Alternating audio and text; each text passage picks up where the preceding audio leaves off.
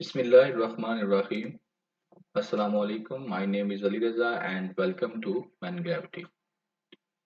Done editorial and opinion इनका analysis हम कर रहे थे, इसकी सीरीज कंटिन्यू थी and today is 5th of November 2023।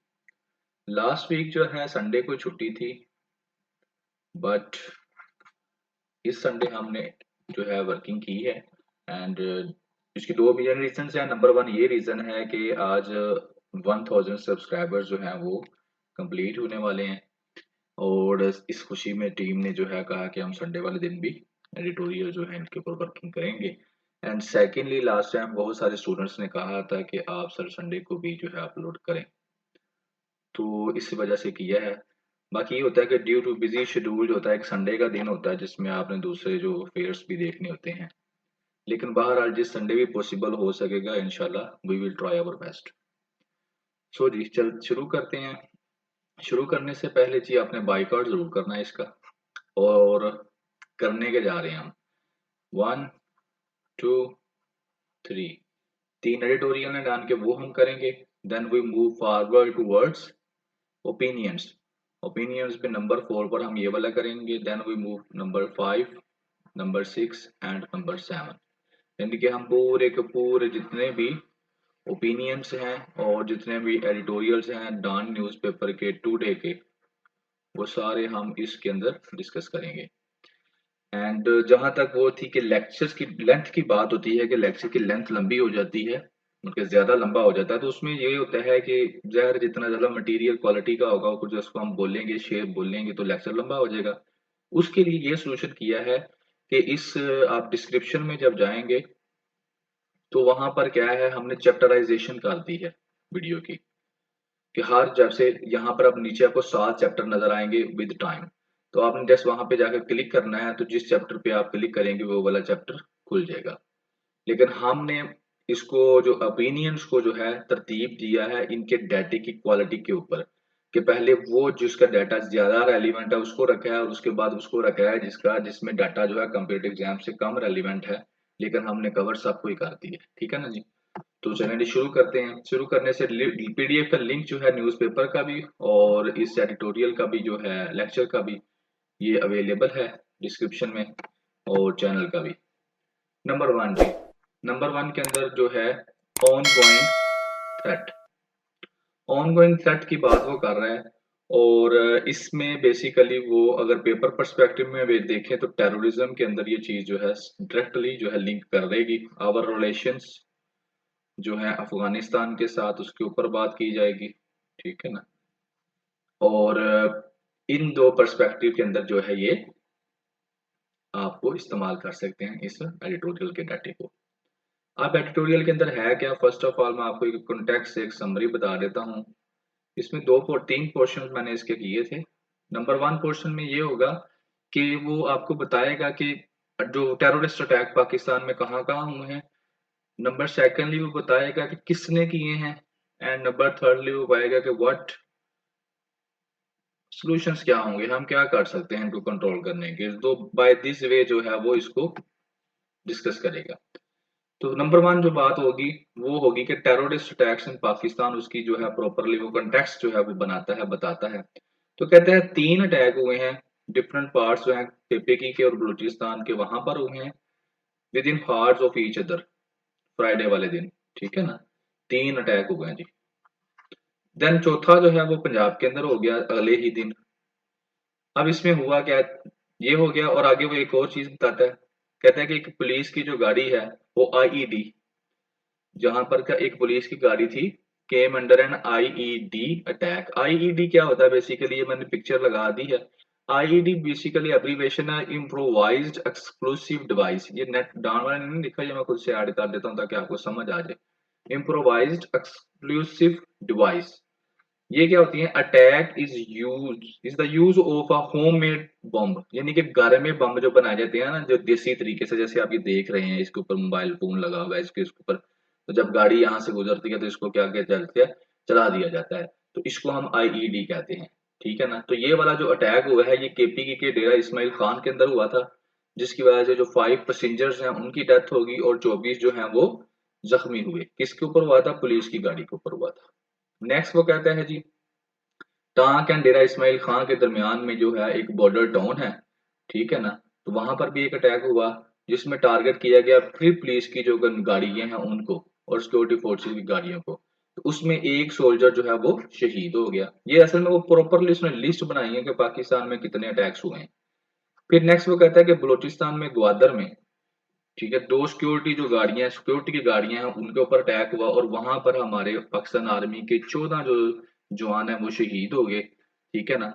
The years deadliest attack on the military, और ये जिसमें 14 शहीद हुए ना, ये डेडलीस्ट अटैक था ऑफ द ईयर का। ये कहाँ पर हुआ था? बलूचिस्तान में। इसके अलावा दो सोल्जर सेपरेटरी वो भी शहीद हुए, कहाँ पर? लकी मरवत में जो ऑपरेशन हुआ है वहां पर। एंड अभी रिसेंटली जो कल परसों हुआ है वो क्या है कि मियांवाली में क्या है, एक एयरफोर्स की बेस है, ट्रेनिंग एयर फोर्स, वहां पर क्या हुआ, सुबह सुबह क्या कर दिया गया, वहां पर अटैक हुआ और उसमें क्या हुआ है, 9 टेररिस्ट को अब मार दिया गया है, ठीक है ना। और कोई खास नुकसान नहीं पहुंचा, सिर्फ एक दो फ्यूल टैंकर्स जो है वो कुछ डैमेज हुए हैं, और जो एयरक्राफ्ट खड़े थे उनमें से दो तीन जो है वो डैमेज हुए हैं, बाकी कोई जानी नुकसान नहीं हुआ। लेकिन टेररिस्ट को उन्होंने उनका मर्डर कर दिया पाकिस्तान की आर्मी ने। अब इसमें कहता है कि सारे पर्सपेक्टिव में जितने भी अटैक्स हुए हैं, पाकिस्तान के 17 सोल्जर्स ने अपनी जिंदगी जो है वो दी है इस मुल्क के लिए। ये है जी कॉन्टेक्स्ट ऑफ द एडिटोरियल, जिसमें वो बताता है कि टेररिस्ट अटैक्स पाकिस्तान में कहाँ कहाँ पर हुए और कैसे हुए। ज़ाहिर है इनको आप याद तो नहीं रख सकते ना, आप पेपर में लिख सकते हैं, तो इनको याद रखने की जरूरत भी नहीं है। बस में इसमें ऑब्जेक्टिव पर्सपेक्टिव में ये मियाँ वाली का बड़ा मशहूर है, इसको आप अपने जहन में रखिएगा या पेपर में पूछ सकते हैं। लेकिन सीएसएस के पर्सपेक्टिव में, करंट अफेयर के पर्सपेक्टिव में आपने इनको याद नहीं रखना, बस आपके जहन में होना चाहिए कि पाकिस्तान में कंटिन्यूसली टेररिस्ट अटैक हो रहे हैं, छोटे छोटे अटैक पाकिस्तान में हो रहे हैं, पाकिस्तान टेररिज्म से अभी फ्री नहीं हुआ। देन जी, who involve in terrorist activities, कौन है जी इन्वॉल्व टेररिस्ट एक्टिविटीज के अंदर, ठीक है। ये असल में मैं इसका सारा क्रक्स लेके फिर एक मेन हेडिंग बना देता हूँ ताकि पता चल जाए कि इसके अंदर डिस्कस क्या करने जा रहे हैं। तो इसके अंदर वो बताएगा कि अब कौन है इन्वॉल्व, जो भी एक ओपिनियन है, जो भी एक नॉलेज है, या जो भी एक डाटा है उसके मुताबिक। कहता है जो अभी मियाँ वाली एयर बेस में जो अटैक हुआ है ना, उसका क्लेम किसने किया है? टीटीपी की लिंक है तहरीक जिहाद पाकिस्तान, उसने क्लेम किया कि जनाब ये वाला अटैक तो हमने किया है, ठीक है। और यही जो थी रिस्पॉन्सिबल थी लास्ट टाइम जो हाई प्रोफाइल अटैक हुआ था ना ऑन द मिलिट्री इन जोहब, इस जुलाई में जब हुआ था ना मिलिट्री के ऊपर जोहब के अंदर अटैक, जोहब में मिलिट्री के ऊपर अटैक, तो उसके अंदर भी यही वाली जो लिंक था ना तहरीक जिहाद पाकिस्तान, ये शामिल था। अब कहता है द इंसर्जेंट्स फुली रीग्रुपिंग, कहते हैं कि ये जो इंसर्जेंट्स है ना, जो बागी हैं, ये रीग्रुपिंग कर रहे हैं। और कैसे कर रहे हैं? By the Afghan Taliban take over of Kabul in 2021, जब से अब अफगानिस्तान के अंदर जो है 2021 में के बाद जब से जो वहां पर गवर्नमेंट तालिबान की बनी है ना, तब से ये पाकिस्तान के अंदर ये इंसर्जेंट्स जो है ये रीग्रुपिंग कर रहे हैं। अब मैं अपनी तरफ से यहाँ पे एक बात इसमें ऐड कर देता हूँ, और ये बात बिल्कुल ठीक सही वो कह रहा है, उसकी एक वैलिड रीजन है कि जब अफगानिस्तान के अंदर अमेरिका था, तो ये जो तालिबान थे ये भाग कर जो केपीके का, हम जिसको एक फाटा का एरिया कहा जाता है, उस इलाके में ये लोग रह लेते थे, केपीके में रह लेते थे, यानी कि ये जो हमारा नॉर्थन एरियाज हैं, बॉर्डर्स हैं, तो वहां पर ये अफगानी तालिबान को कौन सपोर्ट करता था? यही जो तहरीके तालिबान वाले हैं, पाकिस्तान वाले हैं। तो जब अब अफगानिस्तान में इनकी गवर्नमेंट आ चुकी है, तो अब इन टीटीपी वालों को कौन सपोर्ट कर रहा है? अफगानिस्तान वाले तालिबान सपोर्ट कर रहे हैं। आगे वो कहता है एक और चीज, कहते हैं अनवेरिफाइड फोटोज जो है वो सर्कुलेट कर रही है एयर बेस अटैक की, जिसके अंदर दिखाया जा रहा है कि अमेरिकन वेपन्स जो है वो इस्तेमाल हुए हैं। और वो वेपन्स कहाँ से आए हैं? वो तरीके तालिबान पाकिस्तान को जो किसने किया, fail into the hands of Tehreek Taliban after the USA troops Afghanistan withdraw, जब अमेरिका से जो है ट्रूप्स जो है अफगानिस्तान अमेरिकन जो फौजी हैं वो अफगानिस्तान से जब उन्होंने छोड़ के गए, तो वहां पर जो पीछे वेपन्स रह गए थे वो किन के हाथ आए?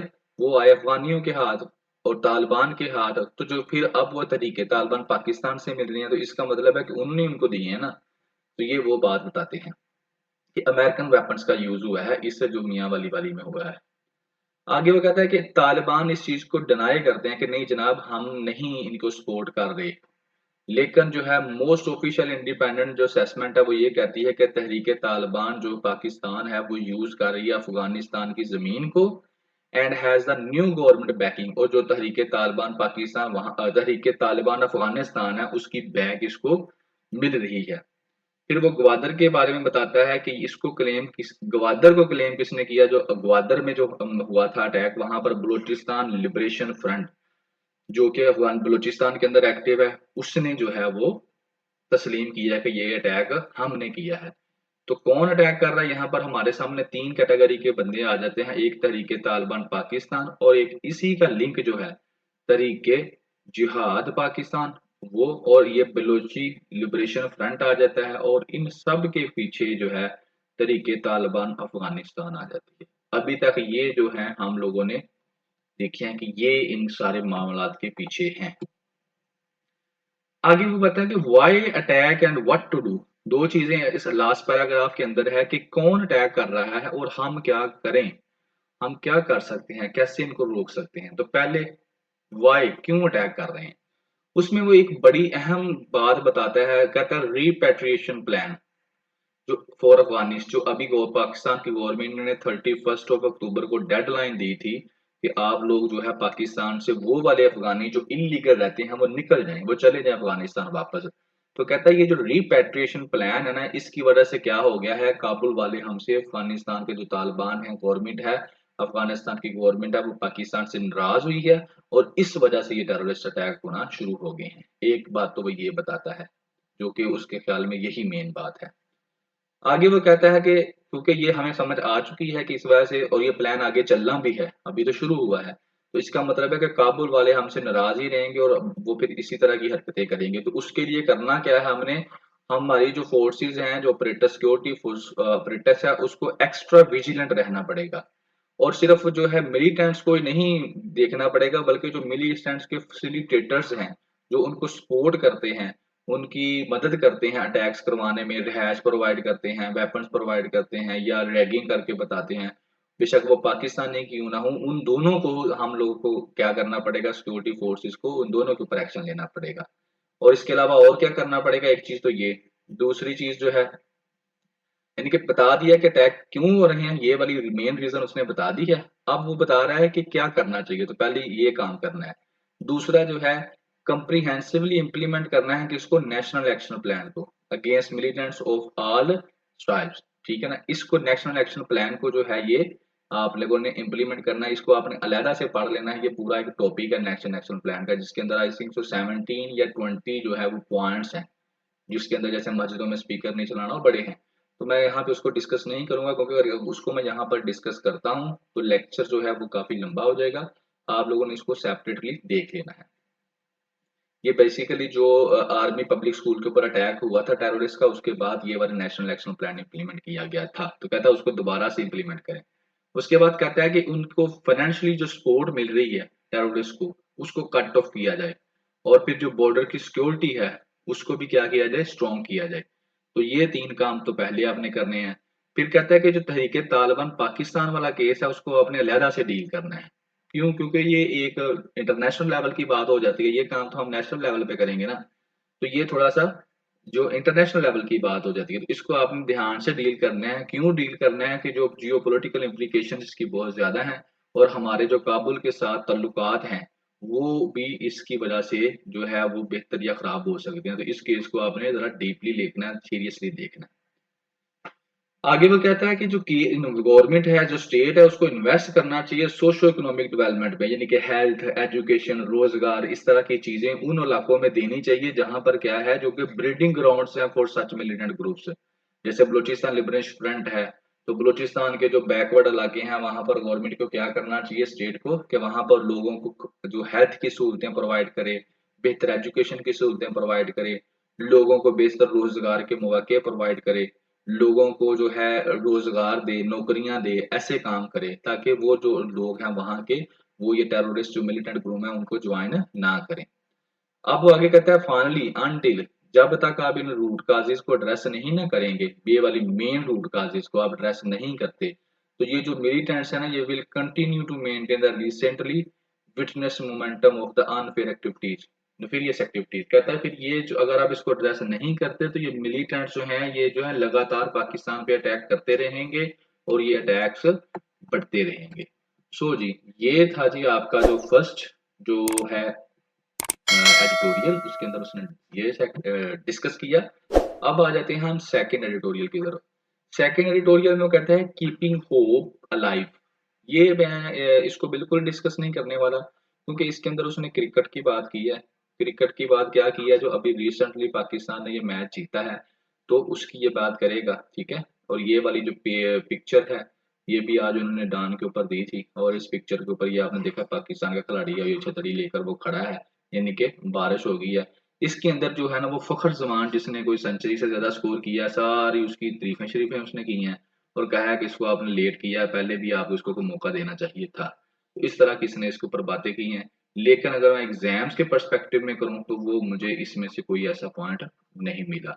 बाकी एग्जाम में आप कह सकते हैं जो cricket sports diplomacy, cricket diplomacy जो है, वो आप उसमें ऐड कर सकते हैं कि इससे लोगों को एक कौम दूसरी कौम से मिलती है, आप आइसोलेशन में नहीं रहते, people to people eye contact आपका बढ़ता है, कल्चरल एक्सचेंज होता है चीज़ों का, लोगों के दरमियान जो नफरत है वो कम होती है। जैसे पाकिस्तान इंडिया जाते हैं, इंडिया पाकिस्तान आते हैं लोग, तो जो एक गैप है कम्युनिकेशन वो कम होगा, नफरत कम होगी, दुनिया में पीस रहेगा, हम मिलजुल कर रहेंगे। तो ये सारी चीज़ें आप इसमें ऐड कर सकते हैं।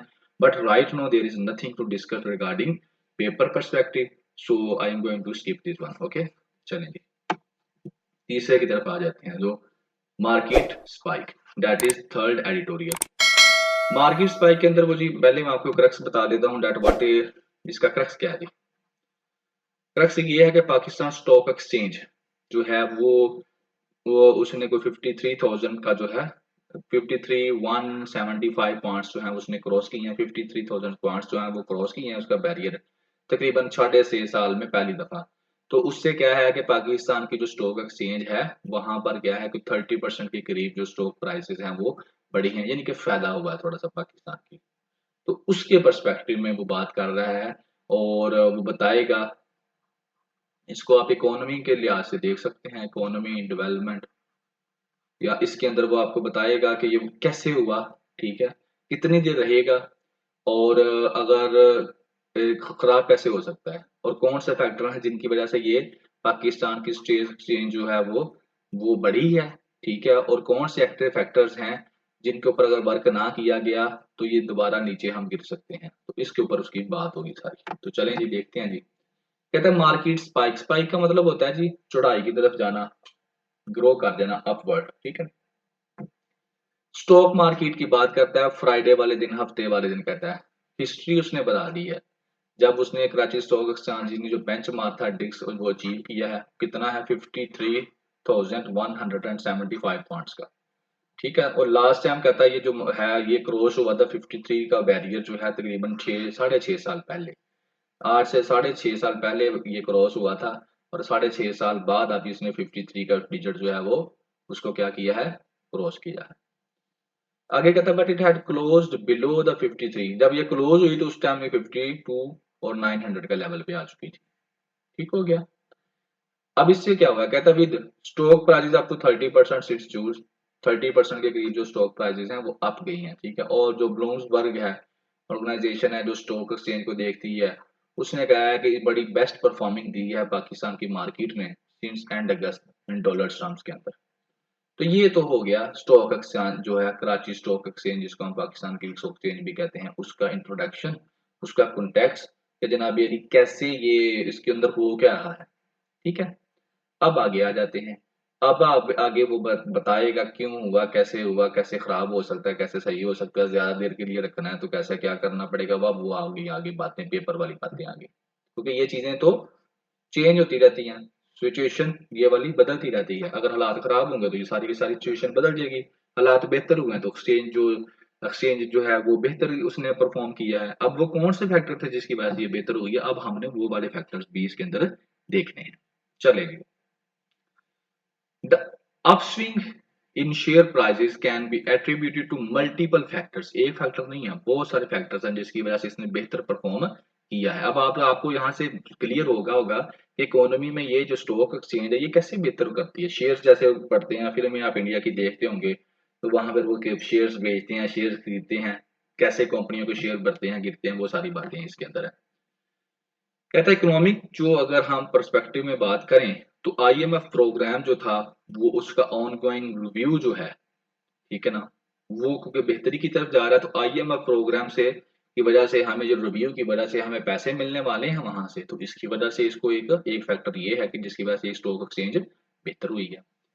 सेकेंडली वो कहता है जो अनाउंसमेंट हुई है इलेक्शन कमीशन ऑफ पाकिस्तान ने रिसेंट अनाउंसमेंट की है इलेक्शन करवाने की, इसका मतलब ये है कि पाकिस्तान में पॉलिटिकल स्टेबिलिटी आएगी, इसकी वजह से ये बेहतर हुई है।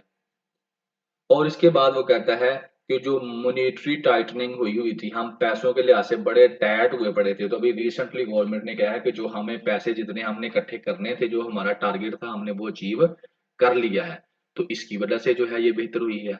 आगे चौथे नंबर पर वो कहता है कि सऊदी अरेबिया इंटरेस्ट ले रहा है कि रिकोडिक जो प्रोजेक्ट है उसके अंदर इन्वेस्टमेंट करे, तो एक ये प्रोजेक्ट इसकी वजह से क्या होगा कि पैसा पाकिस्तान के अंदर आएगा, डॉलर पाकिस्तान के अंदर आएगा, तो इसकी वजह से ये बेहतर हुई है। एंड नंबर 5 पर आईएफसी की बात करता है कि जो आईएफसी है उसका जो प्लान है पाकिस्तान में इन्वेस्ट करने का 1.5 बिलियन जो डॉलर्स हैं, उसकी वजह से भी क्या हुआ है, ये positive contribution to the positive sentiments हमारे पास आए हैं। अब ये है क्या आईएफसी, ये मैंने यहाँ पर खुद से इसमें ऐड कर दिया ताकि आपको समझ आ सके। आईएफसी बेसिकली इसको मैं पढ़ता हूँ आपको समझ आ जाएगी। इंटरनेशनल फाइनेंस कॉर्पोरेशन है, is an international finance institution, ठीक है, दैट ऑफर्स इन्वेस्टमेंट, जो कि इन्वेस्टमेंट ऑफर करता है, एडवाइजरी नसीहतें भी देता है, एंड असेस मैनेजमेंट सर्विसेज, और मैनेजमेंट सर्विसेज भी प्रोवाइड करता है, उनको भी देखता है जो मैनेजमेंट हो रही है उसको भी चेक करता है, to encourage private sector development in less developed countries. Less developed countries के अंदर प्राइवेट सेक्टर को डेवलप करने के लिए अपना डेवलपमेंट करने के लिए क्या करता है, ये जो है आईएफसी है इंटरनेशनल फाइनेंस कॉर्पोरेशन, ये क्या करता है, पैसे देता है। ठीक हो गया जी, तो ये इसका जो है मेन रोल है। तो इसकी वजह से क्या हुआ है, क्योंकि इसने इसका हमें नजर आ रहा है कि ये इन्वेस्ट करने वाला है पाकिस्तान में प्राइवेट सेक्टर में 1.5 बिलियन डॉलर्स, तो इसकी वजह से जो हमारी स्टॉक एक्सचेंज है वो बेहतर हुई है। आगे चलते हैं जी। अब आगे क्या है, आगे है कि जी क्या ये शॉर्ट लिव है, कि क्या ये जो बेहतरी आई है ये प्रूव शॉर्ट लिव्ड, थोड़े अरसे के लिए आई है या कुछ 4 दिन ये निकालेगी। कहता है कि ये प्रूव शॉर्ट लिव्ड, क्यों, contrary to the hopeful predictions made by the some market watchers, market के जो वाचर्स हैं जो मार्केट को देख रहे हैं उनकी जो प्रिडिक्शंस थी ना उनके कंट्रेरी हुआ है, रीजंस क्या हैं और ये क्यों शॉर्ट लिव रहेगी, उसकी वजह ये बताता है। कहता है क्योंकि इसको हमने जो लाने के लिए काम किए हैं वो भी जो है वो शॉर्ट टर्म है, हमने शॉर्ट टर्म चीजें बेहतर की हैं, लॉन्ग टर्म बेहतर नहीं की। तो जब चीजों को आप शॉर्ट टर्म बेहतर करते हैं तो उनके रिजल्ट्स भी शॉर्ट टर्म की शक्ल में नजर आते हैं, and that is one of the short term result, बेहतरी आई है लेकिन शॉर्ट टर्म के लिए। अब कहता है कि outcomes of short term fixes such as, क्या है जी, नंबर वन हमने ये किया कि कट कर दिया है डेवलपमेंट स्पेंडिंग्स, कि जो डेवलपमेंट के ऊपर हमने काम करने थे ना डेवलपमेंट स्पेंडिंग्स, उनको हमने क्या कर दिया है, कम कर दिया है। नंबर वन हमने ये काम किया। नंबर टू हमने क्या किया, इम्पोर्ट्स जो कर रहे थे बाहर से चीजें उनको हमने कम कर दिया। नंबर था हमने तीन क्या किया कि इंक्रीज इन इनडायरेक्ट टैक्सेशन हमने कर दी, इनडायरेक्ट टैक्सेशन को हमने बढ़ा दिया, एंड और एडमिनिस्ट्रेटिव एक्शंस हमने लिए। ये तीन चार हमने काम तो कर दिए और इनसे हमारी थोड़ी सी बेहतर होगी, लेकिन इसके नुकसानात भी हैं। नुकसानात कैसे हैं, डेवलपमेंट हम नहीं करेंगे तो तरक्की कैसे करेंगे, इंपोर्ट्स को हम नहीं जब करेंगे, चीजों की इंपोर्ट्स नहीं करेंगे तो जो मैन्युफैक्चरिंग सेक्टर है, मैन्युफैक्चर जो करता है चीजों को, अब जैसे कार की मैं मिसाल देता हूँ तो कार के पुर्जे हमने बाहर से मंगवाने हैं, और अगर हम इंपोर्ट नहीं करेंगे तो कार कैसे बनेगी, कार नहीं बनेगी तो फिर सिस्टम कैसे चलेगा, फिर हमें बनी बनाई कारें बाहर से मंगवानी पड़ेंगी।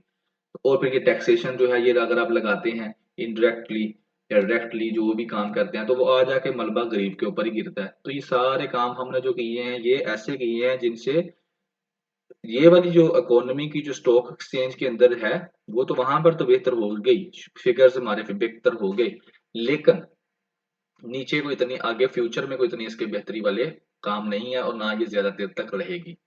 अब कहते हैं कि चाहिए क्या, अगर हम ज्यादा देर तक अपनी स्टॉक एक्सचेंज को बेहतर करना चाहते हैं, अपनी इकोनॉमी को बेहतर करना चाहिए, तो हमें क्या करना पड़ेगा, डीप स्ट्रक्चरल वीकनेसेस जो है ना उनको कंट्रोल करना पड़ेगा। जो स्ट्रक्चरल कमजोरियां हमारे अंदर हैं उनके ऊपर वर्क करना पड़ेगा। जैसे हमें जो अपना वेरी नैरो टैक्स बेस है उसको जो है वो बढ़ाना पड़ेगा, और इसके अलावा इंडस्ट्रियल एंड एग्रीकल्चर प्रोडक्टिविटी को हमको बढ़ाना पड़ेगा। Unimpressive level of exports had not been addressed, इसको हमने एड्रेस नहीं किया। जो एक्सपोर्ट है उसका अनइम्प्रेसिव लेवल है, उसको हमें एड्रेस करना पड़ेगा। मतलब हमें अपना टैक्स बेस जो है उसको थोड़ा-सा बढ़ाना पड़ेगा। जैसे हमने लास्ट टाइम एडिटोरियल में पढ़ा था कि पाकिस्तान के काफ़ी उन्होंने एक डिजिट दिया था, मुझे अब वो भूल गया है कि इतने ज़्यादा लोग जो हैं, आई थिंक सो 1.5 15 लाख कहा था या कितना कहा था, कि ये वो लोग हैं जो टैक्स दे सकते हैं, जिन पे टैक्स के रूल्स लगते भी हैं, लेकिन वो पे टैक्स नहीं दे रहे। तो टैक्स नेट को आपको बढ़ाना पड़ेगा, फिर ही वो देंगे ना। उसके बाद एग्रीकल्चर और इंडस्ट्रियल जो प्रोडक्टिविटी है उसको बढ़ाना पड़ेगा, एंड फाइनली हमें जो एक्सपोर्ट है उसको बढ़ाना पड़ेगा। जब हम ये वाले काम करेंगे ना, तो फिर हमारी जो इकोनॉमी बेहतर होगी, हमारी स्टॉक एक्सचेंज बड़े दूर तक बड़ी बेहतर होगी। और यही पॉइंट्स जब अगर आपसे कोई पूछ लेता है कि इकोनॉमी के ऊपर आपको कोई ऐसे ये टॉपिक आ जाता है या इंटरव्यू में पूछ लेता है कि क्या काम करने हैं पाकिस्तान की इकोनॉमी को बेहतर करने के लिए, तो आप बता सकते हैं ये वाले काम कि जनाब ये वाले काम करें इकोनॉमी बेहतर हो जाएगी। ठीक है ना? तो इस यही चीजें आपने बतानी है ना, और क्या वहां पे बताना है आगे जी। अब कहता है कि यहाँ तक तो बात कहता होगी, लेकिन अब फ्यूचर की बात करता है कि अब जो सारे का सारे आने वाला टाइम है ना, जहाँ पे हमारी मार्केट कैसी रहेगी, वो नेक्स्ट पोल्स के ऊपर डिपेंड करता है। कि जो है पॉलिटिकल इंस्टेबिलिटी जो है ना, वो ना हो। अगर तो पोल्स फेयर एंड फ्री हो जाए, तो फ्री एंड फेयर होते हैं, पॉलिटिकल पार्टीज उनको तस्लीम कर लेती हैं, तो पॉलिटिकल इंस्टेबिलिटी नहीं होगी। लेकिन कहता है exceptions regarding the future trajectory of economy. अब वो कहता है इकोनॉमी एंड पॉलिटिकल स्टेबिलिटी, ठीक है ना, political stability post elections will have a strong bearing to market performance. कि जो मार्केट की परफॉर्मेंस है वो अब सारी की सारी इलेक्शंस के बाद के ऊपर डिपेंडेड है कि वो इलेक्शंस जो है वो कैसे होते हैं, और पाकिस्तान में पॉलिटिकल स्टेबिलिटी आती है या नहीं आती, और इकोनॉमी बेहतर होती है या नहीं होती उससे। तो जी ये था जी आपका थर्ड वन जो एडिटोरियल था, वो एडिटोरियल आपके कंप्लीट हो गए हैं। अब हम चलेंगे जी आगे हमारे जो हैं ओपिनियंस। मिफ्ताह इस्माइल साहब हैं जी, जो हमारे जो एक्स फॉरेन मिनिस्टर भी रह चुके हैं, मिफ्ताह इस्माइल साहब, इनका ये वाला है जी ओपिनियन। इसके अंदर बेसिकली वो बात मैं आपको पहले करक बताना आएगा कहाँ पर, ये वाला इकोनॉमी में आएगा जी। आपका इकोनॉमी डिस्कस हो रही है, पाकिस्तान की इकोनॉमी, और कुछ ये चीजें इसके अंदर बताएगा कि ये इकोनॉमी जो है ये कैसे पाकिस्तान की खराब हुई है, कौन से ऐसे काम किए गए हैं जिनकी वजह से ये इकोनॉमी जो है पाकिस्तान की इस सिचुएशन में आई हुई है, अब इतनी टाइट हुई पड़ी है। ठीक है, कुछ तो वो ये पहली चीजें भी बता देगा इसके अंदर। और उसके बाद अब जो government care taker government steps ले रही है, कुछ उन स्टेप्स के बारे में बताएगा कि क्या वो लेने चाहिए या नहीं लेने चाहिए। ठीक है, तो इसमें यही बताने वाला है कि ये जो ML1 प्रोजेक्ट है ना, ये कह रहा है इन्फ्लेशन भी पाकिस्तान के अंदर है, कर्जा भी है, और आप लोग ML1 जो प्रोजेक्ट है उसको करने जा रहे हैं, तो लिहाजा ये कहता है कि मेरी सजेशन ये है कि ML1 को ना करो भाई, अभी इसको कुछ अरसे के लिए डिले कर दो, क्योंकि अगर आप इसको अभी करते हैं तो पाकिस्तान को इससे फायदा नहीं बल्कि नुकसान होने वाला है, और ये इसके अंदर आपको एक्सप्लेन करके बताएगा कि किस तरह से नुकसान होने वाला है और किस तरह से हमें ये नहीं करना चाहिए। ये इसकी एक सजेशन होगी जो भी केयर टेकर गवर्नमेंट है उसके लिए। ठीक है, और इसमें यही है इसके अंदर, वो ये कहता है, अब क्वेश्चन भी यही वो करता है, can we afford such expenditures on a new railway line at this time. ML1 जो है ये एक रेलवे लाइन प्रोजेक्ट है। ठीक है, ये लास्ट टाइम भी आया था, तो इसको डिस्कस किया था, इसका सारा एडिटोरियल के अंदर कि ये क्या है, इसका क्या मतलब कि कहाँ कितना इसकी कॉस्ट है, कौन इसकी कॉस्ट दे रहा है, कौन इसके पैसे देगा, कितने परसेंट पे देगा, ये सारी चीज हमने तब डिस्कस की थी। तो अगर आपने वो पीछे वाले लेक्चर्स नहीं भी सुने, तो आप एक एक निकाल के तरतीब के साथ दो एक दो दिन के अंदर सारे सुन लें, ताकि आपकी की चेन बन जाए, क्योंकि ये सारे इंटरकनेक्टेड होते हैं। तो जी चलें इसकी तरफ चलते हैं, इसको डिस्कस करते हैं। इसकी मैंने स्लाइड्स बना दी थी, तो इसकी स्लाइड्स के ऊपर ही हम इसको डिस्कस कर लेते हैं। इन्फ्लेशन, महंगाई, डेप्ट, कर्जा, ML1, इन तीनों को वो डिस्कस करेगा आपस में लिंक करके। कहता है जो केयर टेकर गवर्नमेंट है ना, हार्ड वर्क कर रही है किसके ऊपर, उसकी एफर्ट्स जो है इंक्लूड रिवाइविंग, बड़ा काम कर रही है, और उसमें से एक काम ये भी है। और वो काम क्या है कि the Karachi to Peshawar railway line, Karachi से लेकर पेशावर तक एक रेलवे लाइन जो है वो कह रही है बना दें, जिसका नाम है ML1। ये प्रोजेक्ट पहले से इन प्रोसेस है और इस पैसों की वजह से रुका हुआ है, लेकिन कागजात के अंदर बड़ी देर का है, ठीक है ना। तो ये ML1 उसका नाम है। कहता है ये बड़ी कोशिश कर रही है केयर टेकर गवर्नमेंट कि हम ये वाला प्रोजेक्ट जो है इसको शुरू कर दें। Project to be supplied and finance by China. अब ये है कौन सा प्रोजेक्ट, कहता है ये जो फाइनेंस करेगा चाइना, और इसकी फॉर $6.7 बिलियन का है। और इससे क्या होगा कि ट्रैवल टाइम कम हो जाएगा, तकरीबन 18 घंटे इन दो शहरों के दरमियान। अगर जहां पर फॉर एग्जांपल जो है 100 घंटे जो है वो सफर था, एग्जांपल लेता हूँ, तो 18 घंटे उसमें से कम हो जाएगा जितना भी सफर था। ठीक हो गया जी, ये उसका वो आपको ML1 का बता देता है। और आगे वो कहता है कि ML1 में हमें जो है कितना 3% जो है वो इंटरेस्ट रेट देना पड़ेगा इन पैसों के ऊपर, 2% हमको इंश्योरेंस की कॉस्ट देनी पड़ेगी, और ये हमें जो वापस करना है 20 ईयर के अंदर, पे बैक पीरियड के अंदर हम लोगों को ये वाला पैसा वापस करना है। ठीक हो गया। आगे वो कहता है कि एनुअल पेमेंट्स कम्स टू, एक साल में हमें 530 मिलियन देने पड़ेंगे। अब ये उन पैसों की बात कर रहा है जो हमने लेने हैं, रेलवे लाइन बनानी है और फिर वो वापस करने हैं इस रेट से। यहाँ प्ले लिस्ट के अंदर आप जाएं, मैगजीन है फॉरेन पॉलिसी, यूट्यूब जो मेरे चैनल है ना इसके फॉरेन पॉलिसी के नाम से मैगजीन है, वहां पर एक लेक्चर है, वो आप लोग सुन लें। उस लेक्चर से आपको ये पता लगेगा कि किस तरह से चाइना जो है दुनिया को पैसे दे दे के, पहले IMF देता था ना और वर्ल्ड बैंक देता था, अब चाइना जनाब अली पैसे दे रहा है दुनिया को, कर्जा दे रहा है, और अफ्रीका को इसने कैप्चर किया हुआ है अपने जाल के अंदर, जिस तरह से IMF और वर्ल्ड बैंक ने किया हुआ था पहले।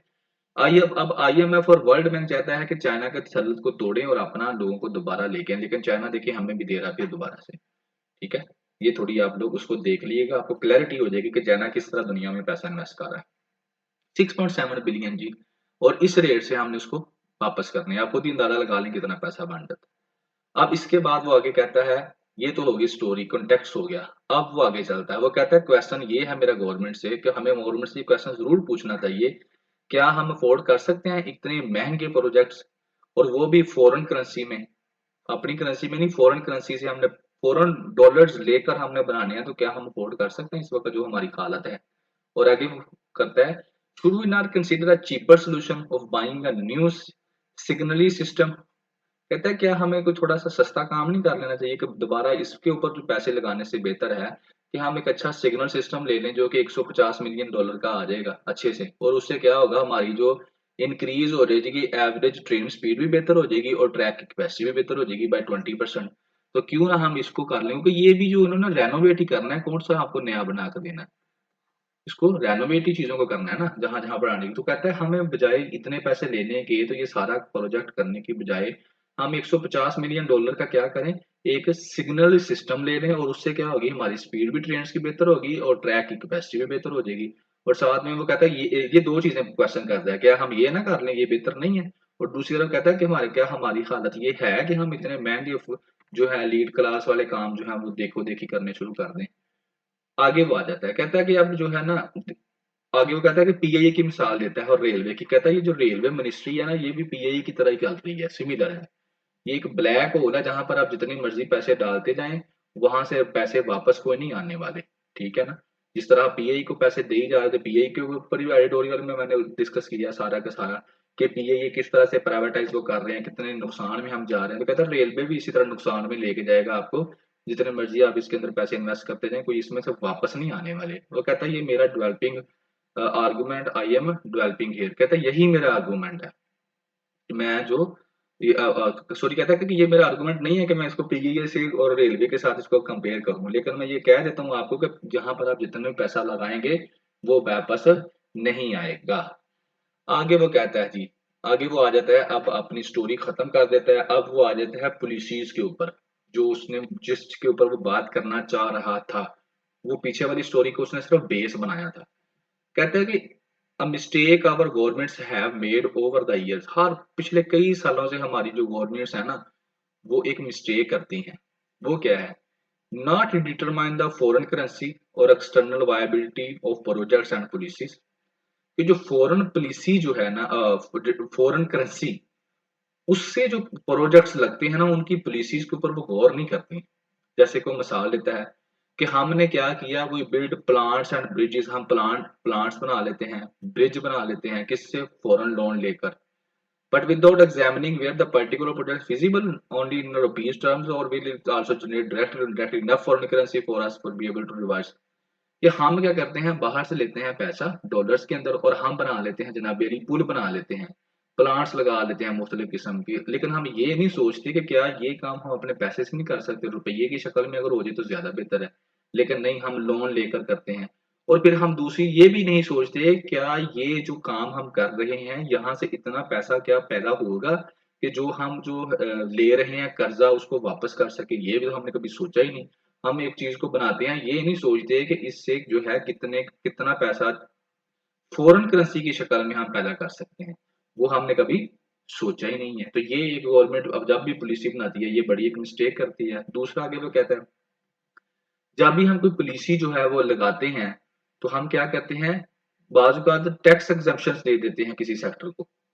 कई ऐसी पॉलिसीज बनाते हैं हम जिससे क्या कर देते हैं, एग्जम्पशन दे देते हैं टैक्स सेक्टर को, ये टैक्स एग्जम्पशन दे दिया कि भाई जी आप टैक्स ना दो, और इसमें हम कंसीडर ही नहीं करते कि इस काम के इफेक्ट्स जो हैं, इस पॉलिसी के इफेक्ट्स जो हैं किस तरह से फॉरेन एक्सचेंज के ऊपर किस तरह से पड़ते हैं।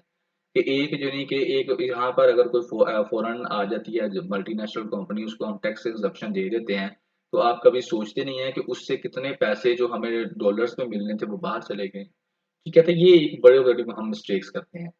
और आगे वो कहता है कि our ignoring the external viability has mean that we over the year क्या कर रहे हैं, we have pursued policies and projects that have resulted in external डेब्ट। इन पॉलिसी यही काम करने की वजह से पिछले कई सालों से हम एक्सटर्नल बाहर के कर्जे के अंदर फंसी जा रहे हैं, और लायबिलिटीज जो कि तकरीबन 125 बिलियन के करीब है। ठीक है ना, and with little to show for the terms of foreign earning. और उसके उन प्रोजेक्ट्स के अंदर हमको कभी नजर ही नहीं आया कि क्या हम इतने पैसे फॉरेन करेंसी की शक्ल में कमा सकते हैं कि हम वापस कर सकें। हम सिर्फ क्या करते हैं, उनको जब लगाई जाते हैं ये नहीं सोचते कि यहाँ से पैसा वापस आएगा या नहीं आएगा। फिर आगे वो कहता है फॉर इंस्टेंट, हमने क्या दी थी वो जो टैक्स एग्जेम्पशन की बात करता है उसके ऊपर बात करता है। कहता है कि जैसे कि हमने छूट दे दी, माफ कर दिया रियल एस्टेट सेक्टर को 2020 के अंदर। 2020 के अंदर हमने क्या किया, हमने कहा कि जो रियल एस्टेट है ना वहां पर कोई लोगों को क्या है, टैक्स की हम छूट देते हैं। तो वहां से फिर क्या हुआ, हमने अलो कर दिया जो प्रॉपर्टी टाइकून थे उनको क्या किया, park their tax weighted billion rupees. तो फिर जो बड़े बड़े लोग थे जिनके पास पैसा था उन्होंने सारा का सारा कहाँ लगा दिया, कहाँ लगाया, रियल एस्टेट के अंदर और कंस्ट्रक्शन के अंदर पैसा सारा लगा दिया। क्योंकि हमने उनको टैक्स से छूट दे दी तो उन्होंने यहाँ पर लगा दिया। फिर उससे हुआ क्या, गवर्नमेंट ने ये एनालाइज नहीं किया कि हम ये काम कर रहे हैं तो इससे क्या होगा, what would happen to the current account deficits. Current account deficits को क्या होगा ये तो सोचा ही नहीं, क्योंकि हमारी इतनी अकल है ही नहीं कि हम जो अपनी रियल एस्टेट को या कंस्ट्रक्शन को अपने करंट अकाउंट के साथ लिंक कर सके। तो हमने उनको छूट दे दी। अब कहता हुआ क्या, as many money diverted to real estate, क्योंकि सारा पैसा तो हमने रियल एस्टेट पे लगा दिया और कंस्ट्रक्शन पे लगा दिया, तो और टैक्स भी नहीं उनसे लिया, तो उसका रिजल्ट ये निकला कि मोर इंपोर्ट्स हुई, दुनिया हमारे मुल्क में इंपोर्ट्स बढ़ गई, और उसके नेगेटिव इम्पैक्ट हुए किसके ऊपर, एक्सपोर्ट के ऊपर। अब जैसे इंपोर्ट्स कैसे बन गई, बढ़ गई, ये कंस्ट्रक्शन के ऊपर कितना मटेरियल, कैसी ऐसी ऐसी चीजें लगती हैं जो कि हम लोग बाहर से इंपोर्ट करते हैं, वो बढ़ गई। और दूसरा जब टैक्स एग्जेम्पशन लोगों को मिली तो लोगों ने सारा पैसा उधर लगा दिया, एक्सपोर्ट करने वाली आइटम्स लोगों ने बनानी बंद कर दी क्योंकि इनके ऊपर टैक्स लगता था। तो लोगों ने कहा हम ये क्यों इधर पैसा अपना लगाएं जी। तो हमें क्या, हमारी एक्सपोर्ट्स जो है वो कम हो गई और फिर हमारी इंपोर्ट्स बढ़ गई, और जब इंपोर्ट्स बढ़ी तो हमारा जो करंट अकाउंट डेफिसिट है वो क्या हो गया, कम हो गया, हमारे पास डॉलर खत्म हो गया। और क्यों हुआ, क्योंकि हमने रियल एस्टेट के अंदर लोगों को कहा कि हम आपसे क्या करेंगे, टैक्स नहीं लेंगे, तो सारा पैसा जिन्होंने कारोबारी लोग थे उन्होंने रियल एस्टेट पे लगा दिया। सादा सा फार्मूला है जी। तो कहता है ये किसकी गलती थी, ये सारी की सारी गलती गवर्नमेंट की थी, जिसकी वजह से करंट का जो अभी हमारा डॉलर नहीं पड़ा हुआ, तो इसकी यही एक तो वजह है, एक वजह वो कहता है ये भी है। और आगे कहता है it also did not consider the effect on tax revenue as the manufacture sector which export and pays higher tax. कहता है इसके ऊपर भी हमारा तवज्जो नहीं किया कि टैक्स रेवेन्यू के ऊपर भी फर्क पड़ेगा। हमने तो यही सोचा था कि जनाब रियल एस्टेट वालों से टैक्स नहीं लेते तो क्या फर्क पड़ता है जी, लेकिन हमें ये अकल नहीं आई कि रियल एस्टेट पे भी तो पैसा लगता है और वो पैसा जो है बड़े बड़े जो टाइकून है उन्होंने लगाना है, और वो ही टाइकून जो है वो ये मैन्युफैक्चरिंग वाला काम करते हैं। लेकिन जब उनको पता चला कि इधर टैक्स नहीं है तो उन्होंने पैसा वहां लगाना शुरू कर दिया, तो मैन्युफैक्चरिंग क्या होगी, रुक गई। अब जब मैन्युफैक्चरिंग रुक गई तो उससे दो नुकसान हुए, एक्सपोर्ट कम होगी और हमें ज्यादा चीजें इंपोर्ट करनी पड़ी, एक तो ये हो गया। और दूसरा ये हो गया कि यही मैन्युफैक्चरिंग होगी तो हम टैक्स इकट्ठा करेंगे, तो हमसे टैक्स भी इकट्ठा नहीं हुआ, तो दो तरफ से हमने नुकसान कर लिया गवर्नमेंट ऑफ पाकिस्तान ने। आगे वो कहता है कि wanting to spur growth at any cost the government took over imports to sustainable level by 2021। फिर वो कहता है कि होना ये था कि जो भी हुआ लेकिन अब ग्रोथ अगर बेहतर करनी है, जो कोस्ट गवर्नमेंट को क्या करिए कि अपनी इंपोर्ट्स जो है वो सस्टेनेबल लेवल पर उसको लेकर आए। फिर आगे वो एक और नई बात करता है, कहता है कंसीडर किया, आप आल्सो कंसीडर बिटवीन 2013 एंड 2018, इन सालों के दरमियान की बात करता है कि इन सालों के दरमियान में क्या हुआ। We doubled our electricity production capacity, हमने जो अब इलेक्ट्रिसिटी पैदा करने की कैपेसिटी थी उसको डबल कर दिया, ठीक है ना। और हमने डिड वी स्टडी, क्या हमने ये स्टडी किया, यहाँ पर वो सवाल पूछता है कि इस आल्सो कंसीडर कि इस दौर में क्या हुआ। असल में ये सारे वो इसलिए कह रहा है कि अभी भी आप ML1 लगाने जा रहे हैं तो क्या आपने ये सारी डिमेंशंस देख ली हैं जो आपने पहले कभी नहीं देखी थी, और वो डिमेंशंस वो आपको दिखा रहा है कि पहले ये डिमेंशंस थी, इनको देख लो ताकि आपको भी ML1 का पता चल जाए। कहता है 2018 में क्या हुआ, हमारा इलेक्ट्रिसिटी की जो प्रोडक्शन की कैपेसिटी थी उसको हमने क्या कर दिया, डबल कर दिया। और क्यों हमने, कहता है क्या हमने स्टडी की थी कि इन प्रोजेक्ट से क्या होगा, externally while given to all proportion of our electricity use. कहता है हमने स्टडी की नहीं और डबल कर दिया और ये देखा ही नहीं कि ये जो इलेक्ट्रिसिटी है इनमें से ज्यादा तो घरों में यूज हो रही है, इंडस्ट्रियल प्रोडक्शन के लिए बिल्कुल थोड़ी सी यूज हो रही है। तो जब घरों वाली ज्यादा इस्तेमाल करेंगे तो उससे क्या फायदा होने वाला है, इंडस्ट्री वाले इस्तेमाल करेंगे तो एक्सपोर्ट बढ़ेगी, चीजें बढ़ेगी। लेकिन जरूरत क्या थी, ये देखने की कि हम डबल करने जा रहे हैं तो इंडस्ट्री को कितनी जरूरत है, घर वालों को कितनी जरूरत है, क्या जरूरत है भी है या नहीं है। हमने जल्दी जल्दी उसको डबल कर दिया, पैसा वहां पर इन्वेस्ट कर दिया। एक तो ये हो गया। और डिड वी, कहता है ये हमने देखा है, और did we in fact because of a fix exchange rate policy in those years. एक और बात वो करता है कि फिक्स्ड एक्सचेंज रेट जो है ना उससे बड़ा ही नुकसान हुआ इस सालों के अंदर। क्यों, अब एक्सपोर्ट डिक्लाइंड 13.8% से जो है वो 18.9% पे आ गई। अब इम्पोर्ट बिल शूट अप, वो शूट कर गया। और today we are facing difficulty in paying for those plants, और हम उन प्लांट्स के लिए अब क्या कर रहे हैं, आज पे कर रहे हैं।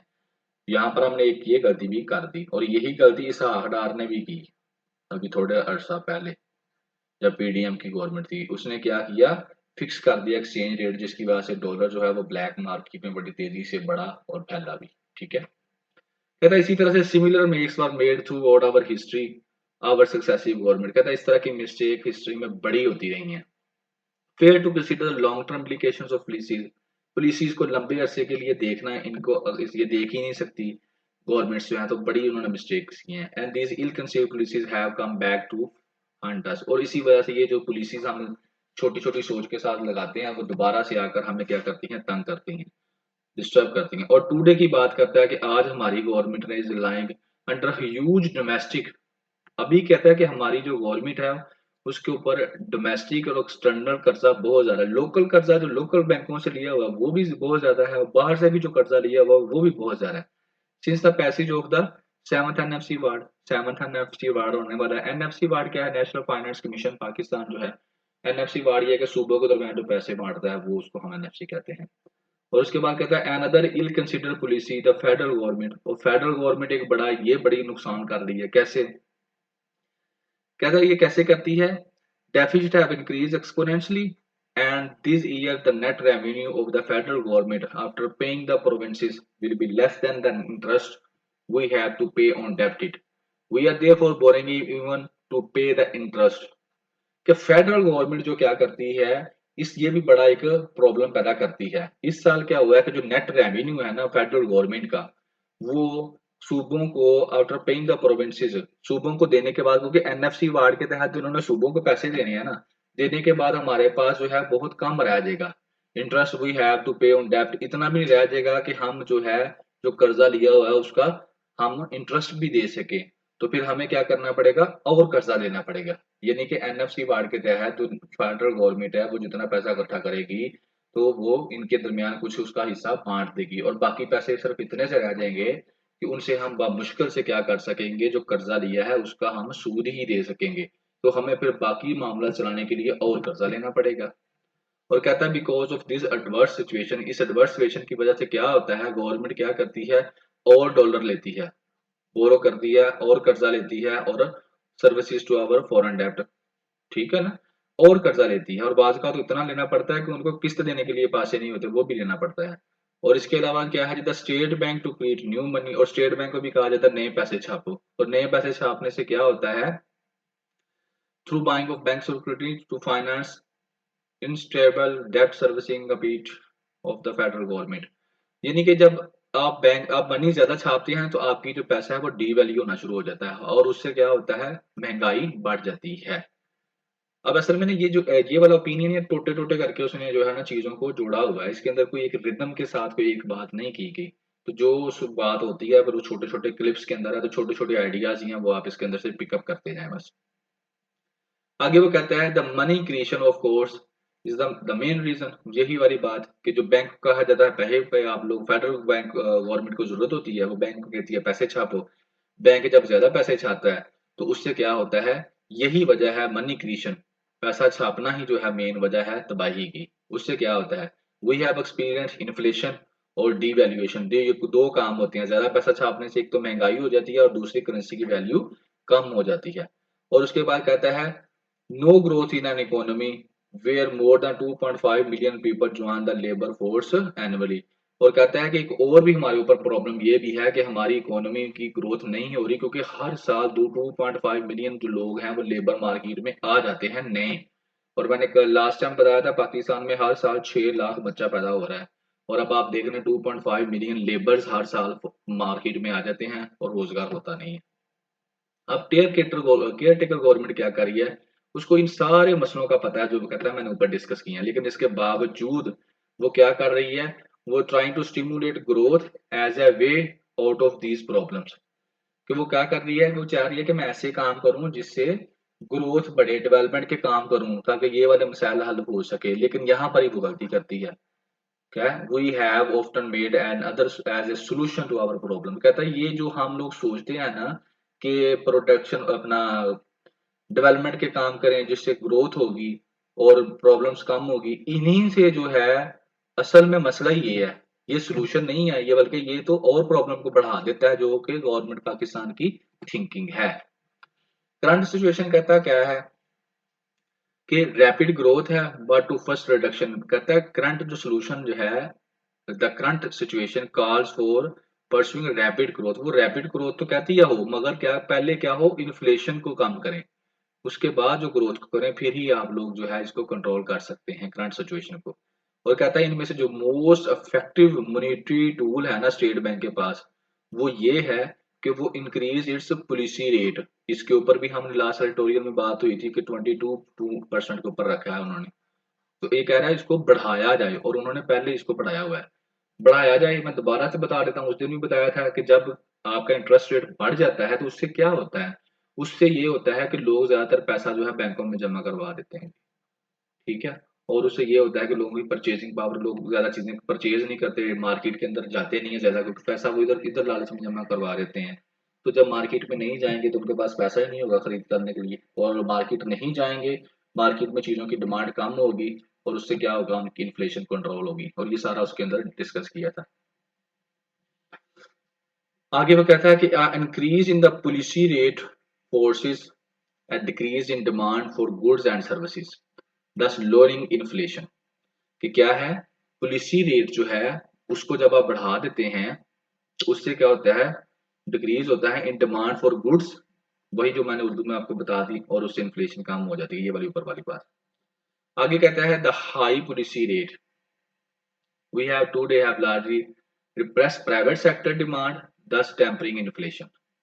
ठीक है, प्राइवेट सेक्टर की डिमांड को क्या कर रहा है, वो रिप्रेस कर रहा है, क्योंकि प्राइवेट सेक्टर ये कहता है यार इसको नीचे करो ताकि लोग मार्केट में आए, और हम उल्टा कर रहे हैं, ताकि हम महंगाई को कम कर सकें। फिर वो फेडरल गवर्नमेंट की बात करता है कि ये एक न्यू क्रेडिट टुडे है, ठीक है ना? कि प्राइवेट जो सेक्टर है क्रेडिट इज एक्चुअली श्रिंकिंग, जो प्राइवेट सेक्टर है वो श्रिंक कर रहा है और फेडरल गवर्नमेंट जो है उसका इस पॉलिसी की वजह से हम लोग बेहतरी की तरफ जा रहे हैं। आगे कहता है state bank raises interest rate, it raises the federal government cost of डेब्ट। लेकिन यहाँ पे एक और भी मसला है कि जैसे ही जो स्टेट बैंक ऑफ पाकिस्तान है वो इंटरेस्ट रेट बढ़ाता है तो जो फेडरल गवर्नमेंट का जो डेब्ट है कॉस्ट सर्विसिंग वो भी बढ़ जाती है, कि जितना कर्जा लिया हुआ है वो उसकी परसेंटेज भी बढ़ जाती है, तो यह भी एक प्रॉब्लम बन जाती है। और फिर कहता है however there can rather than cutting its expenditure or increasing its revenue it's not possible to do so in the short run। ये एक शॉर्ट रन के अंदर दोनों काम नहीं हो सकते कि आप अपने एक्सपेंडिचर भी कम कर लें और अपने रेवेन्यू भी बढ़ा लें। तो government just borrow more, government को और पैसे खरीदने लेने पड़ेंगे। Forcing the state bank to print more money, state bank को कहना पड़ेगा ज्यादा पैसे जनाबी वाली छापो। And the resulting increase in money supply causes more inflation, उससे फिर वही होगा कि जब मार्केट के अंदर ज्यादा पैसा आएगा तो उससे क्या होगा, इन्फ्लेशन बनेगी। तो कहता है सारी जो अब सूरत हाल मैंने डिस्कस किया उसके बाद मैं इस नतीजे पर पहुंचा हूँ, तो जो पाकिस्तान की इकोनॉमी है ये डबल टू की सिचुएशन में फंस चुकी है।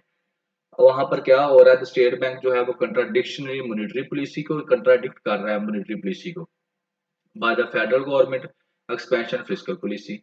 यानी कि क्या हो रहा है कि जो स्टेट बैंक है उसने मॉनेटरी पॉलिसिंग करनी होती है और जो फेडरल गवर्नमेंट है उसने फिस्कल पॉलिसी करनी होती है। और लेकिन जो फेडरल गवर्नमेंट है वो स्टेट बैंक की जो मॉनेटरी पॉलिसी है उसकी वायलेशन करवाती है और उससे क्या होता है, लार्ज बजट डेफिसिट से बचने के लिए क्या क्या करवाती है, स्टेट बैंक की जो मॉनेटरी पॉलिसी है उसकी वायलेशन करवाती है। और जब उसकी वायलेशन होगी तो इकोनॉमी स्टेबल नहीं हो सकेगी।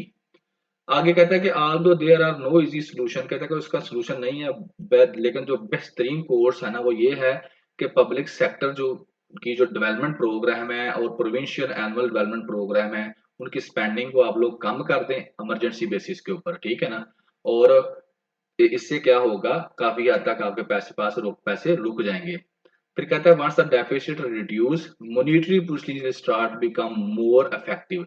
जब ये काम रुक जाएगा तो फेडरल गवर्नमेंट को पैसों की जरूरत नहीं होगी, तो फिर क्या है वो स्टेट बैंक को नहीं छेड़ेगी, उसकी जो मॉनेटरी पॉलिसी है उसको नहीं छेड़ेगी, तो फिर आप मॉनेटरी पॉलिसी को बेहतर करें और उससे क्या होगा, इन्फ्लेशन जो है उसको कंट्रोल किया जा सकेगा। फिर आगे कहते हैं until consolidate our fiscal situation, जो फिस्कल सिचुएशन है उसको जब तक कंसोलिडेट नहीं करते, we should pursue growth only through investment that result in exports. तब तक हमें जो है तब तक जो है हमें इन्वेस्टमेंट जो है उस काम में करनी है जिससे ग्रोथ, हमें जो ग्रोथ करनी है वो सिर्फ और सिर्फ ऐसे काम पे पैसा लगा के करनी है जहां से एक्सपोर्ट वाली चीजें जो हैं वो बढ़ें। Therefore, we should defer the ML1 plan project for few years. इस बात इसलिए हमें कहता है कि ये जो ML1 प्रोग्राम था ना जहां से मैंने स्टोरी शुरू की थी, उस प्रोग्राम को जनाब अभी कुछ साल के लिए पोस्टपोन कर दो, क्योंकि अगर हम पोस्टपोन नहीं करेंगे दोबारा से कर्जा ले लेंगे तो पहले ही फंसे पड़े हैं फिर और फंस जाएंगे।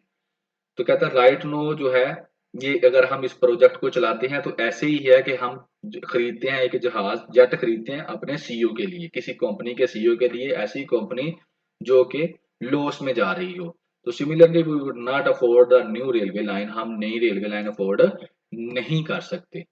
सो जी ये था इन्फ्लेशन, डेप्ट एंड ML1। इसमें बेसिकली उसने fiscal policy, monetary policy, federal government, state bank of Pakistan, currency की प्रिंटिंग, डिवैल्यूएशन, एक्सपोर्ट, ठीक है जी।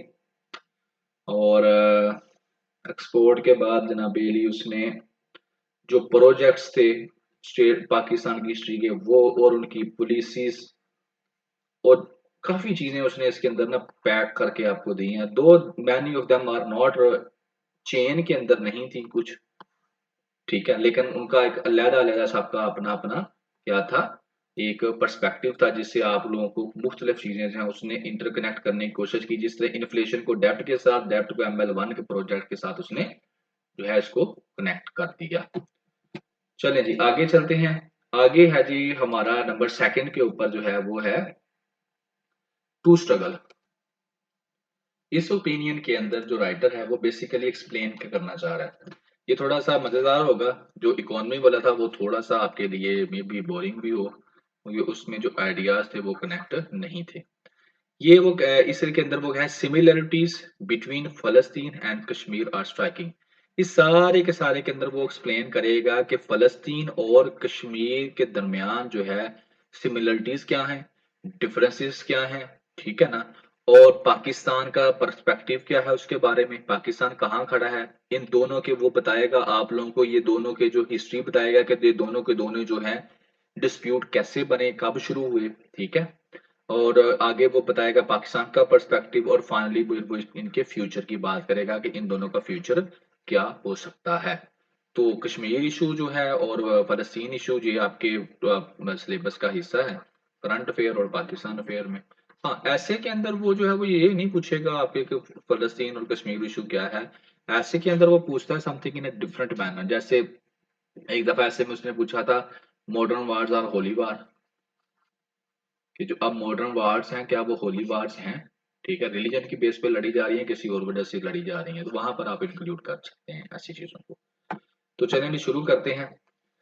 इसके अंदर सबसे पहले कहता है 1947 के अंदर क्या होता है।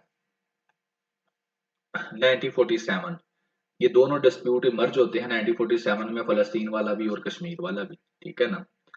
और दोनों अनरिजॉल्व्ड हैं अभी तक। और इन दोनों में क्या है कि जो लोग हैं उनका जो राइट ऑफ सेल्फ डिटर्मिनेशन था वो नहीं उनको मिल सका दोनों को। और अभी क्या है कि वहां पर फॉरेन ऑक्यूपेशन है दोनों के अंदर, तो बाहर से जो लोग हैं उन्होंने इनको ऑक्युपाइड किया हुआ है और रेजिस्ट कर रहे हैं। और यही जो थे कॉमन फैक्टर्स थे और इसके अंदर। और जो फाइनली वो कहता है इसकी जो जेनेसिस है, जो जड़ें हैं वो बहुत कंफ्लिक्ट की, वो क्या है, कॉमन फैक्टर है in British geopolitic politics of the time. दोनों में जो ब्रिटिश थे ना उनकी जियोपॉलिटिक्स के टाइम के ये दोनों फैक्टर चल रहे हैं कि फलस्तीन में भी और कश्मीर में भी इन ब्रिटिश की वजह से सारा जो था काम खराब हुआ है। यहां तक उसने बता दिया। अब वो बताएगा कि फलस्तीन का डिस्प्यूट क्या है, बेसिकली फलस्तीन का डिस्प्यूट कैसे बना। वो कहता है कि होता क्या है, ओस्मान एम्पायर जो है, उस्मान एम्पायर जिसे हम कहते हैं, वो जो है जब डिसॉल्व होती है, ठीक है ना, उसकी डेजोल्यूशन हो जाती है, तो उस वक्त जो था ब्रिटिश ने क्या किया था, उन्होंने कहा था कि मैंडेट दिया था कि फलस्तीनियन अनाउंस्ड इन 1917 के 1917 के अंदर उन्होंने कहा था कि हम यहाँ पर क्या बनाएंगे, अनाउंस किया था 1917 के अंदर कि एक हम लोग यहाँ पर जीविश जो यहूदी हैं उनको होमलैंड बनाकर दिया जाएगा। और ये किसके तहत दिया जाएगा, ये था जी बेल्फोर डिक्लेरेशन। इसके तहत हम इसको वहां पर इनको घर बना कर देंगे। और आगे जो थे नॉन जेविश कम्युनिटी जो थी उनको यानी कि कहा गया कि वो फलस्तीनियों के जो बना लिविंग इन फलस्तीन उनके राइट्स को क्या किया जाएगा, इस डिक्लेरेशन के तहत क्या किया जाएगा। इस डिक्लेरेशन में ये लिखा गया कि जो न्यू स्टेट होगी वुड नॉट बी जो सिविल और religious rights of non Jewish communities living in Palestine, उनके सिविल और रिलीजियस राइट्स की वायलेशन नहीं करेगी। और 1947 के अंदर ब्रिटिश ने क्या किया, ये जो फैसला है यूएनओ की जनरल असेंबली में एक रेजोल्यूशन अडॉप्ट करवाया 181। और उस रेजोल्यूशन के तहत जो है ये डिसाइड किया गया कि फलस्तीन की पार्टीशन की जाएगी और इसको जो है इंडिपेंडेंट स्टेट ऑफ इसराइल और फलस्तीन के लिहाज से इनको डिवाइड किया जाएगा। और फाइनली जो जेरूसलम होगा, उस रेजोल्यूशन पास हुआ और जेरूसलम के बारे में ये कहा गया कि उसको क्या किया जाएगा, Jerusalem place under an international regime, international regime के अंदर उसको रखा जाएगा। किसको, जेरूसलम को। अब जब ये बात हो जाती है तो इसराइल जो है उसने रिफ्यूज किया इन कमिटमेंट्स को, ठीक है। और बेल्फोर डिक्लेरेशन को भी और यूनाइटेड नेशन के रेजोल्यूशन दोनों को उसने रिफ्यूज किया। और फलस्तीनियों को जो है इंडिपेंडेंट जो है, आज तक independent form an independent and viable state of their own, और उन्होंने उनको इजाजत नहीं दी। यानी कि यूएनओ के अंदर ये फैसला हुआ था कि इन दोनों को अलग-अलग मुल्क बना कर दिया जाएगा और जो जेरूसलम है उसको क्या कर दिया जाएगा, इंटरनेशनल यानी कि उसको एक स्टेटस दे दिया जाएगा। लेकिन इसराइल ने ना तो यूएनओ की बात मानी और ना ही बेल्फोर डिक्लेरेशन को माना और ना ही फलस्तीनियों को उनका घर बनाने की इजाजत वहां पर दी। अब आता है आगे, अब कहता है कि कश्मीर के ऊपर क्या प्रॉब्लम है, कश्मीर का जो केस है वो क्या है, वो कैसे बढ़ा।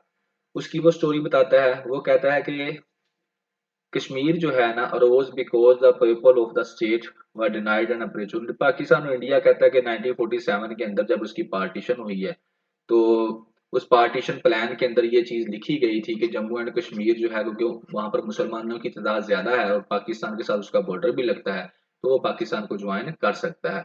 लेकिन जो महाराजा था वो हिंदू था, हिंदू महाराजा था, उसने इस चीज को नहीं माना और जो पाकिस्तान के ट्राइबल एरियाज के लोग हैं उन्होंने क्या किया वहां पर जाकर बगावत कर दी, लड़ना शुरू कर दिया और उसको स्टेट को अपने कब्जे में करना शुरू कर दिया। कुछ हिस्सा उन्होंने अपने कब्जे में कर भी लिया। महाराजा ने क्या किया, इंडिया वालों से रिक्वेस्ट की और इंडिया ने 27 अक्टूबर 1947 को जो लॉर्ड माउंटबेटन जो गवर्नर जनरल है उनका इंडिपेंडेंस ऑफ इंडिया उसकी यानी कि निगरानी के अंदर क्या इंडियन गवर्नमेंट ने क्या कर दिया, यानी कि इंडियन गवर्नमेंट ने यहाँ पर फोर्सेस भेज दी और लॉर्ड माउंटबेटन ने इसको यूएनओ के अंदर भेज दिया।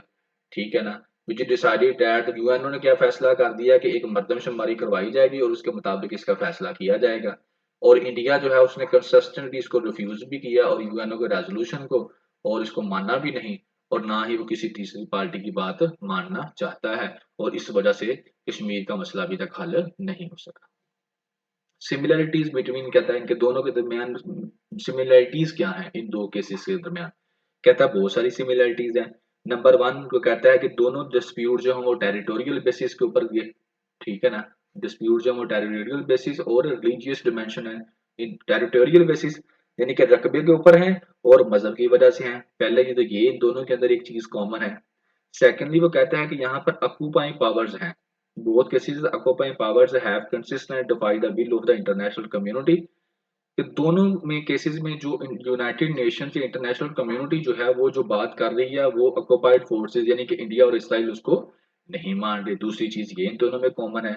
और आगे क्या कहता है कि यहाँ पर learn how to sustain their illegal occupation of their territories. और कहता है कि तीसरी एक ये है कि दोनों केसेस के अंदर जो ऑक्युपाइड जिन्होंने ऑक्युपाई किया हुआ है उन्होंने सीख लिया है कि किस तरह हमने जो इलीगल ऑक्युपाई किया हुआ है इसको हम किस तरह से हम इसको मैनेज कर सकते हैं और उन्होंने समझ लिया कि ये पॉसिबल है।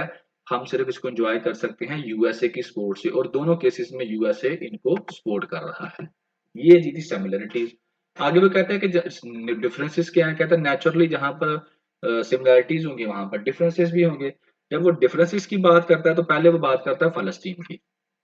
कहता है फलस्तीन एक ऐसी जमीन है, ठीक है ना, फलस्तीन ऐसी जमीन है जो कि दो communities claimed by two communities, दो कम्युनिटीज उसको क्लेम कर रहे हैं, फलस्तीन और ज्यूज, एक फलस्तीनियन है और एक यहूदी है। ठीक है ना। और कहता है कि अराउंड द क्रिएशन ऑफ 1948, 1948 के अंदर जो ज्यूज थे जो यूरोप से आए थे were pulled to Palestinian Palestine who lived in these lands for millennia were displaced from their homes. कहता अब यहाँ पर केस ये है कि यहाँ पर दो कम्युनिटीज हैं जो इस लैंड को कह रही हैं कि ये हमारी है। एक तो है ज्यूज और एक है फलस्तीनियन। ज्यूज जो हैं वो बाहर से आए हैं और वहां पर आकर वो कह रहे हैं उन्होंने आकर फलस्तीनियन के राइट्स की वायलेशन की है। अब जहां तक वो कहे कश्मीर की बात है तो ये एक मुस्लिम मेजोरिटी कश्मीरी पॉपुलेशन है यहाँ पर। एक तो ये है इसमें डिफरेंट कि यहाँ वहां पर यहूदी भी हैं लेकिन यहाँ पर सिर्फ और सिर्फ क्या है ज्यादातर कश्मीरी भी हैं, ज्यादा कश्मीरी हैं। नो डाउट कहता है कि अब जो है 5 अगस्त 2019 के अंदर जो है इंडिया की गवर्नमेंट ने क्या किया है, एक प्रोजेक्ट जो है उन्होंने प्रोजेक्ट है वो ऑक्युपाइड टेरिटरी की जो डेमोग्राफी है उसको क्या कर रही है, चेंज कर रही है। कैसे कि वहां पर जो नॉन कश्मीरीज है ना इंडिया के मुख्तलिफ हिस्सों से उनको लाकर ठहरा रही है, उनको डोमिसाइल बना के दे रही है, उनको वोटिंग राइट्स दे रही है और उनको कश्मीरी बना रही है लेकिन वो कश्मीरी है नहीं। लेकिन अभी भी कश्मीर के अंदर जो मेजोरिटी है वो उनकी है कि इनकी मुसलमानों की है। अब वो आगे आ जाता है पाकिस्तान। पाकिस्तान कहाँ खड़ा है, ऑलवेज स्टूड, पाकिस्तान हमेशा फलस्तीनियों के साथ खड़ा है, उनकी इंडिपेंडेंस की बात करता है और यही कहता है कि उनको वायबल स्टेट बनाकर दो। और टू दिस डेट पाकिस्तान उसने पाकिस्तान ने इसराइल को रिकॉग्नाइज नहीं किया क्योंकि पाकिस्तान कहता है कि इसराइल ने इलीगली पाकिस्तान उसको ऑक्युपाई किया हुआ है। कहता है लेकिन पाकिस्तान के अंदर कुछ आवाजें ऐसी भी हैं जो ये बिलीव करती हैं कि ये जो हमने रिकॉग्नाइज नहीं ना किया इसराइल ने इसकी वजह से क्या हो रहा है, हमें नुकसान हो रहा है, हम डायरेक्ट जो है वो टारगेट हो रहे हैं यहूदी लोबी का जो कि अमेरिका के अंदर बैठी है, उनका हम डायरेक्ट टारगेट हो रहे हैं पाकिस्तानी। तो ये भी हमने कुछ कुछ आवाजें ऐसी हैं जो कहती हैं कि इनको रिकॉग्नाइज कर लो। क्यों? क्योंकि वो बताती हैं, कहती तो वो सही है लेकिन वो अपना व्यू देती हैं कि रिकॉग्नाइज कर लो क्योंकि हम ज्यूविश लॉबी का यूएसए के अंदर जो बैठी है उसका डायरेक्ट अटैक हो रहे हैं। दूसरा वो कहती है कि इंडो इसराइली नेक्सिस जो है वो वर्किंग कर रहा है फॉर अगेंस्ट, यानी कि उससे क्या हो रहा है पाकिस्तान एंड कश्मीर कि जो इंडिया और इसराइल है ये मिलकर पाकिस्तान और कश्मीर के नुकसान के लिए काम करते हैं, ये की वजह ये भी वो बताते हैं। आगे वो कहता है कि कोई भी गवर्नमेंट पाकिस्तान के अंदर ऐसी नहीं है जिसने कभी भी इसराइल को तस्लीम करने की बात की हो। हमेशा जो बात हुई है वो यही हुई है कि टू स्टेट सोल्यूशन होना चाहिए फलस्तीन और and the rights of Palestine for self determination की बात की है। कहता है कि however there is an expression in Pakistan that strong support Palestinian cause। हाँ ये है कि हम जो स्ट्रॉन्ग हम फलस्तीनियन को सपोर्ट करते हैं, तो क्यों करते हैं उसकी एक वजह अरब स्पोर्ट्स भी है, क्योंकि हम इसलिए करते हैं कि हम चाहते हैं जो अरब्स हैं वो कश्मीर को सपोर्ट करें, तो हम जो है वो फलस्तीन को सपोर्ट करते हैं। क्यों? क्योंकि दोनों केसेस के अंदर जो स्ट्रगल है for the right of self determination है and suffer brutalities atrocities of the occupying power. और इन दोनों केसेस के अंदर जो है ये है कि जो बाहर से बंदा आया हुआ है वो क्या कर रहा है उनके ऊपर जुल्म कर रहा है। तो इस वजह से हम जो कह रहे हैं हम फलस्तीन को सपोर्ट कर रहे हैं ताकि अरब वाले जो है कश्मीर की काज में हम सपोर्ट करें। कहता है फ्यूचर क्या होगा, फ्यूचर वुड अनफोल्ड। कहता है क्या हो सकता है जी फ्यूचर। कहता है फ्यूचर ये है कि हमेशा से हमने यही देखा है कि कोई भी जो ऑपरेशन विक्टिम्स होते हैं जिनके ऊपर जुल्म किया जाता है उनके वो क्या होते हैं वो हमेशा से उन्होंने जीता है, वो वापस उन्होंने जीता ही है और ये हिस्ट्री के अंदर हमने देखा है वो हमेशा वापस लड़ते हैं, मर जाते हैं, लेकिन हमेशा जब हमने देखा है जो फाइनली यही होता है कि हमेशा जीत उन्हीं की होती है जिनके ऊपर जुल्म किया जाता है। और बोथ फलस्तीनियन कश्मीरी जो है वो कहता है कि उनके लिए ये ज़रूरी है कि वो स्ट्रैटेजिक तरीके से अपना काम करें। ठीक है, वो अपनी कुर्बानियाँ दे रहे हैं, लेकिन स्ट्रैटेजिकली वो जो है इन चीज़ों को देखें, लीडर्स को जो freedom and victory over operations ताकि वो फ्रीडम हासिल कर सकें। आपका कहते हैं कि इसी तरह है कि जनाब अली जब आप लोग कोई लीडर जो होते हैं वो क्या करते हैं सैक्रिफाइसेस देते हैं, कुर्बानियाँ देते हैं, ठीक है, dreams of freedom of some vigilant leaders, तो उसी से क्या होती है आने वाली जो नस्ल होती है उस ख्वाब को बेहतर कर पाती है। तो जनाब अली ये था आपका सेकंड एडिटोरियल। इसके अंदर मैंने टू स्ट्रगल जो है आपको डिस्कस किया। इसके अंदर हम लोगों ने फलस्तीन को और जो है फलस्तीन प्लस कश्मीर को क्या किया आपस में लिंक किया, ठीक है, इन दोनों को आपस में लिंक करके इनका कंपैरिजन किया कि क्या इनके अंदर जो है चीजें हैं। आगे आ जाते हैं जी, आगे है जी थर्ड एडिटोरियल। थर्ड एडिटोरियल के अंदर जर्नलिज्म की बात होगी। इसके अंदर वो कहती है ये जर्नलिस्ट है जी, ये क्या कहती है कि history must remember journalist who did not who did right bye their profession, कि उनको हमेशा याद रखती है जिन्होंने अपने प्रोफेशन के साथ हमेशा बेहतर किया होता है।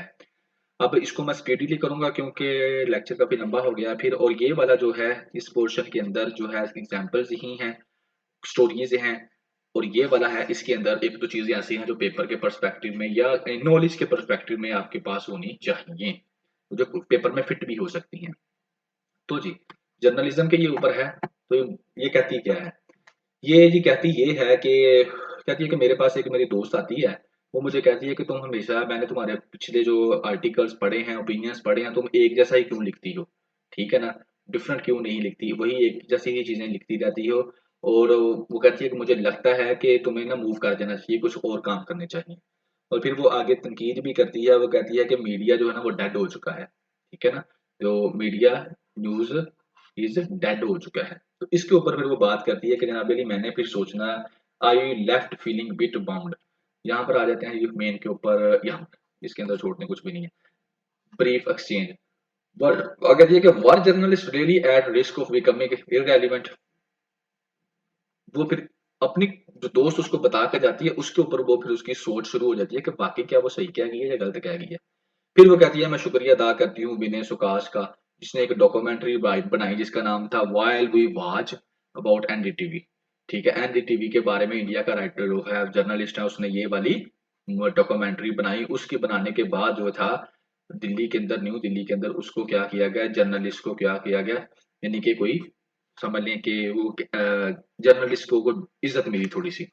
तो यहाँ पर वो बेसिकली ना फिर आगे चलती है और उसकी स्टोरी बताती है कि किस तरह से उसको ना ये वाला जो बंदा है जिसने डॉक्यूमेंट्री बनाई है, उसको किस तरह से जर्नलिज्म के अंदर जो है मोदी मोदी के सामने जो एंटी मोदी एंटी इंडिया जो जर्नलिज्म है, उसमें उसको किस तरह से मुख्तलिफ चीजों का उसको नुकसान हुआ, उसको सामना करना पड़ा। और गोस्वामी जिसने एनडीटीवी खरीद लिया था, वो क्या था, इसी का था ज्यादा हामी, अ, मोदी का ज्यादा हामी था। तो ये जो है ना, इसके ऊपर है। इसमें बस वह दो दो बंदों की बात करती है, एक कुमार की बात करती है और एक गोस्वामी की बात करती है। और वो बताती है कि इन दोनों में डिफरेंस बेसिकली क्या है। वो कहती है जी ये एक कुमार है, एक गोस्वामी है, ठीक है ना। और जो कुमार जो है वो इज द डायरेक्ट अपोजिट, ठीक है ना।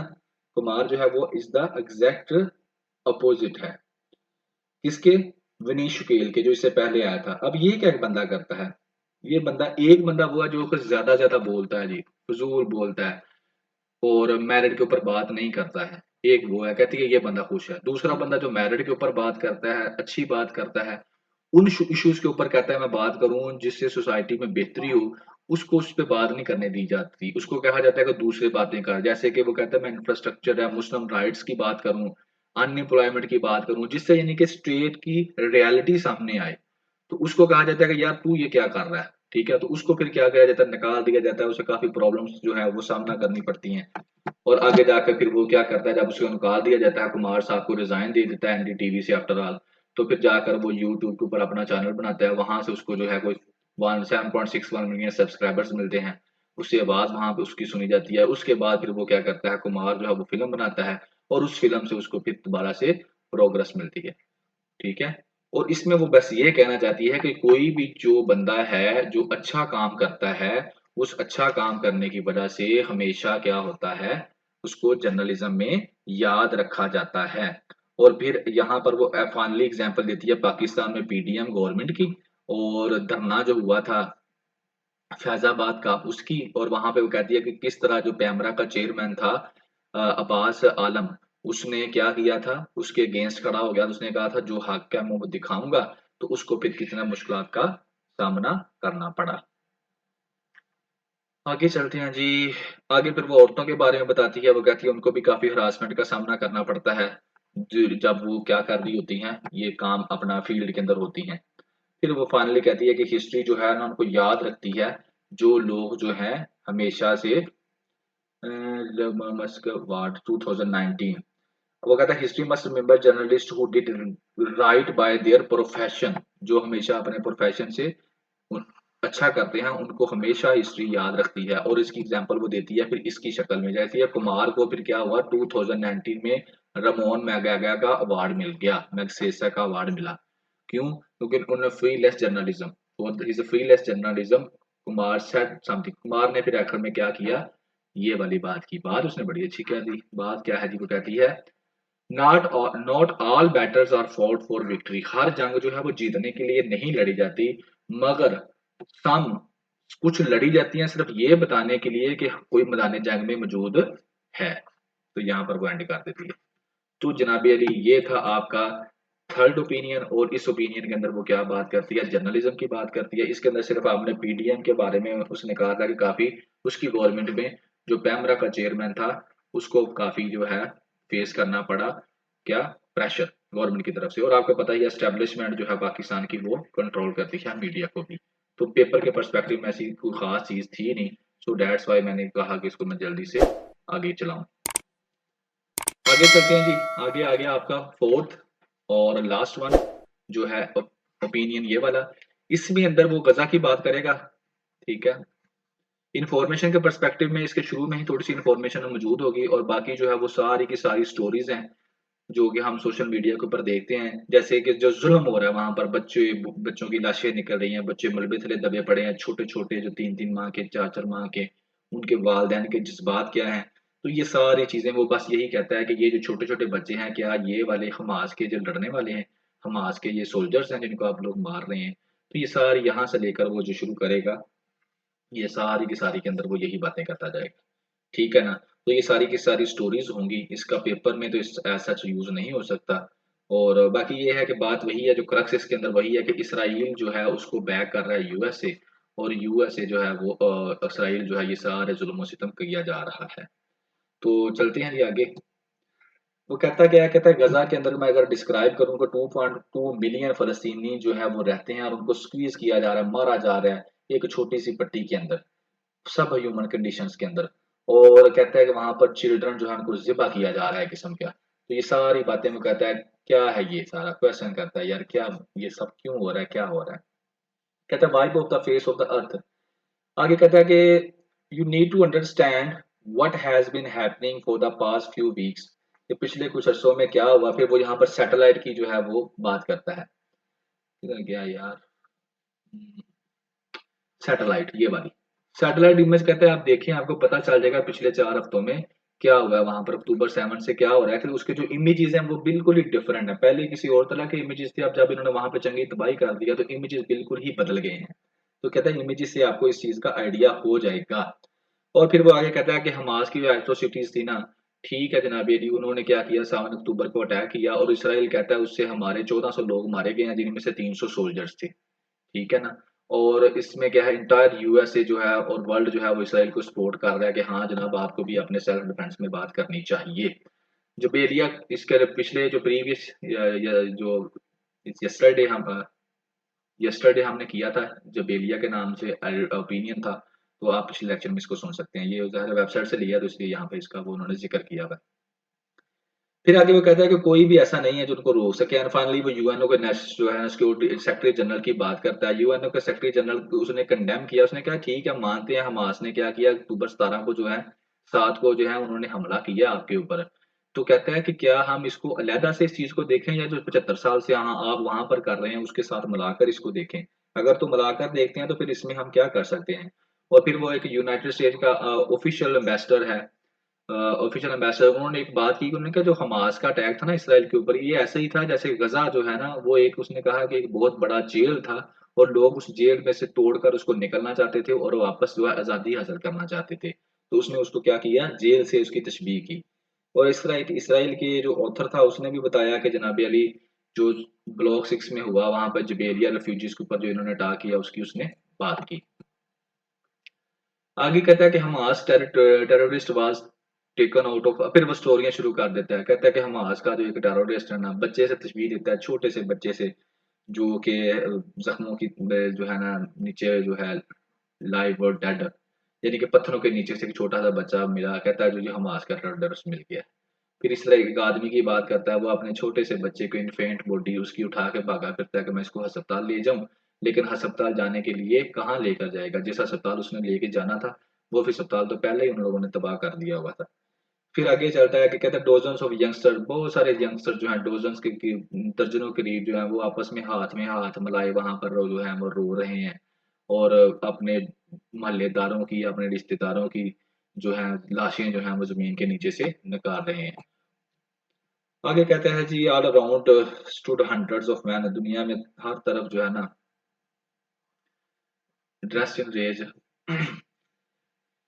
इसके अंदर भी यही है कि Israel is at war. Finally वो कहता है Hamas but the children extracted from the bricks. फिर यानी कि इसराइल की यही बात की जाती है कि बच्चे जो हैं वो क्या हैं, वो उसके नीचे आए पड़े हैं, दबे पड़े हैं। तो क्या ये बच्चे जो हैं ये लड़ाई लड़ रहे हैं। तो जब एलियास पीपल की बात करता है, 16 ईयर्स की बात करता है, जो 16 ईयर्स उसकी बात थी, siege of the last 16 years के पिछले 16 साल से आप लोगों ने उनको क्या किया हुआ है, सीज करके रखा हुआ है। तो इसमें जो है वो यही बातें करिएगा, वार टाइम की बात करेगा आगे। यानी कि ज्यादातर वो क्या कर रहा है इस एडिटोरियल ओपिनियन के अंदर, वो बस बता रहा है कि इस तरह से हो रहा है, इस तरह से हो रहा है। एंड फाइनली वो यहाँ पे आ जाता है कि ये कितनी, for how long until the end, at what cost, at any cost, ये फिर वो क्वेश्चन करता है। Left the left no think about Gaza exactly. ठीक है। कहते हैं गजा के ऊपर स्ट्राइक पे स्ट्राइक की जा रही है, फलस्तीनियन पीपल जो है ना वो अब क्या हो रहे हैं जी, कुछ भी नहीं हो रहे, मर रहे हैं, और आप लोग उनको मरने दे रहे हैं। The situation is even worse outside of the left fascism TV. TV के ऊपर कहता है, फिर लोकल टीवीज की बात करता है कि टीवी के ऊपर भी एंकर्स जो हैं वो डिवाइड हुए पड़े हैं, कोई उनके हक में बात करता है, कोई उनके हक में बात करता है। लेकिन अब ज़्यादातर यही कह रहे हैं कि हमास जो है वो नाज़ी, कम से कम नाज़ी तो नहीं है, लेकिन इसराइल जो है वो क्या है? नाज़ी है। कि उसके अंदर जो है नाज़ी, जिस तरह हिटलर के साथ नाज़ी लगाया जाता था, उस तरह से जो है वो लगा रहे हैं कि हमास जो है वो नाज़ी नहीं है, जो लेकिन जो इसराइल जो है वो नाज़ी हैं। फिर वो कहता है ये एक डार्क टाइम आ चुका है अब जो है ना, ये एक डार्क टाइम आ चुका है। Barbaric attack by the Hamas and the time of the loss of concession reason in Israel, sense of reason in Israel. फिर आगे कहता है कि वेस्टर्न जो कंट्री डेमोक्रेटिक कंट्रीज है as well as the democratic rules of the Muslim world, ये सारे के सारे कहता है कि जिस तरह हमने बात की थी कि नथिंग, जीरो है, कुछ नहीं कर पा रहे, और इतनी स्टोरियां वो सुना रहा है इसके अंदर के बच्चे जो है मर रहे हैं, बच्चों को निकाल रहे हैं, छोटे-छोटे बच्चों को 3-3 महीने के 4-4 बच्चे को पत्थर के नीचे निकाल रहे हैं। तो ये सारी की सारी स्टोरियाँ थी इनके अंदर, वो पेपर के पर्सपेक्टिव में मुझे ऐसी ख़ास चीज़ नज़र नहीं आई कि वो आप पेपर में लिख लें। बस यूएनओ के सेक्रेटरी जनरल का था कि उसने भी कहा था, और इसमें उन्होंने इसको थ्रेट भी किया था, हाई क्रिटिसाइज़ किया था इसराइल वालों ने जिसने ये बात की थी। और इसका रिज़ाइन उन्होंने माँगा था कि भाई जी तू रिज़ाइन दे ना ज़रा, तू क्या बात कर रहा है, ठीक है ना? तो ये था जी आज का, बाइकआउट करना है आपने इसराइल का। And have a good day, thank you very much.